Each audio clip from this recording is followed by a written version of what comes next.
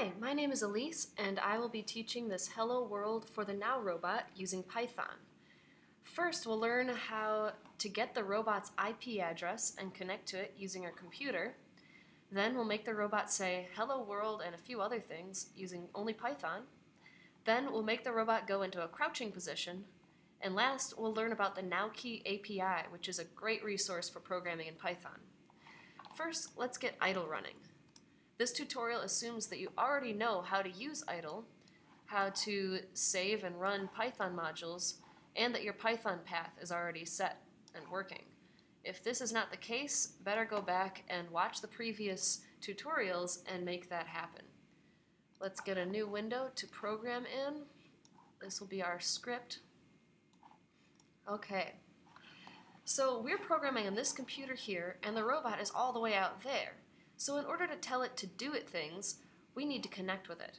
For that, we need two pieces of information: the IP address and the port.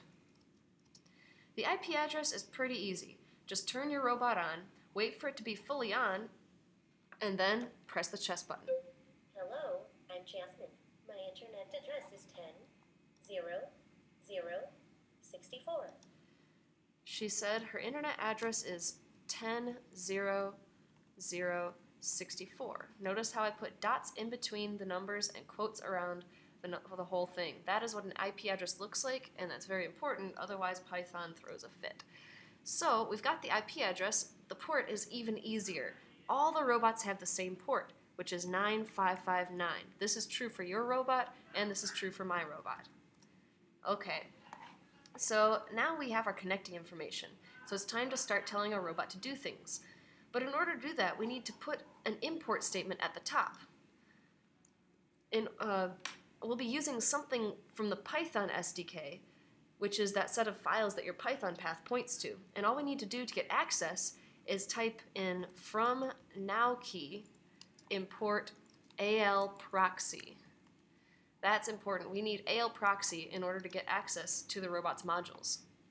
Okay, so what we want is a specific module called text-to-speech. That way we can give the robot some text and it speaks it out loud.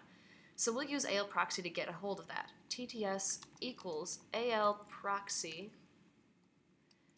The module is called AL text-to-speech, and we pass it in the robot's specific connecting information so that it knows we're giving it text-to-speech commands.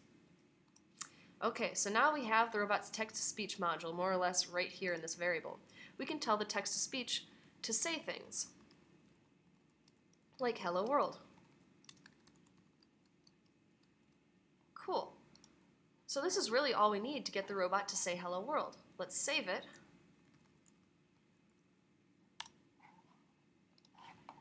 And let's run it. Hello world. Awesome. Works great. We don't just have to say things with TTS, we can do a lot of other things with TTS, like we can change the robot's voice quality, like its pitch.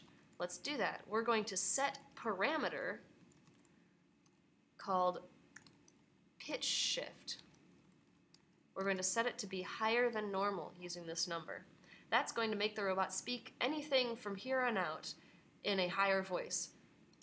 So let's make it say, woohoo, in a high voice. Then after that, I don't want anything from here on out after I finish the script to be said in a high voice. I want the robot's voice to go back to normal. So I'm going to set the parameter back to normal.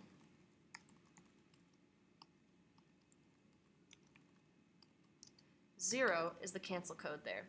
So this line tells it, from here on out, robot, you're going to say everything in a high voice. Even after the script ends, you're just going to say everything in a high voice. Then it says, say woohoo! Then it says, okay, now you're going to say everything in your normal voice from here on out. Perfect. Let's save that and run it. Hello world. Woohoo! Ha! That worked. Awesome. So we've used text-to-speech a little bit, but now let's try another thing. Let's try making the robot go to different positions. We can make it move using Python as well. For that, though, we're going to need an entirely different module. Text-to-speech only handles text and speech. So we need to use AL proxy to get a hold of a different module called AL robot posture. That's going to help us make it go to a crouching posture. Again, we pass through to AL proxy the same connecting information. So now it knows the name of the module we want and the robot we want to command. Okay, so now we've got AL robot posture in this variable. We can tell it to go to posture called crouch and go to it at this speed, which is nice and slow. Okay, so it's going to say hello world, it'll say woohoo, and then it'll crouch. Let's save that and run it. Hello world. We're here.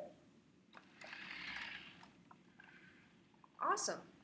That worked perfectly well. So you'll notice that it came back up to a standing position after crouching. That's just a function of the AL autonomous life, which is automatically running on this robot as it's probably running on your robot. This means that it automatically stands up in order to do this nice little swaying back and forth motion. So it doesn't want to stay in crouching for too long. But that's okay. We can learn how to deal with that later. So now you know how to affect the robot using different modules of different names and using different functions that those modules offer. Like TTS, you can say things or set parameters, and posture, and with the robot posture, you can go to different postures. There's a lot more that you can do, many more modules and many more functions, but how do you know which is which? How do you know what a module is called and what functions are offered? For that, we're using the NAOqi API. That's found at this web address. It's very simple, very easy to get to, and it lists every single module that the robot has on it in handy little categories. It's really, really useful. For instance, we just used AL robot posture in the motion category, and we used AL text-to-speech in the audio category. Now, next to every single module name are two links, API and Overview. You can click Overview to get a good idea of what the module does and how it works, just a general sort of idea. Or you can click API to get a really down and dirty, this is what you need to do to use it. For instance, the best thing about this is you get a method list, a list of every single method that you can call. I could have called tts.getSupportedLanguages or getVoice or any of these things. And if you want to know what they do, for instance, we used say here and set parameter here, you can click on the function and it takes you to a detailed description.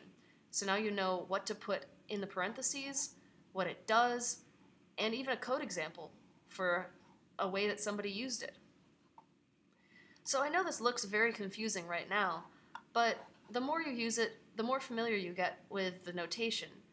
And even just the little bit of information you can get from looking things up and just trying things out is really handy. So I suggest that you always program with the API next to you. Every programmer that I know uses it. Okay, so now we've learned how to get the robot's connecting information, how to make it say things using text-to-speech, how to make it go to a different posture using robot posture, and we learned about the API. So now you know the basics of programming the Now robot in Python. Thanks so much.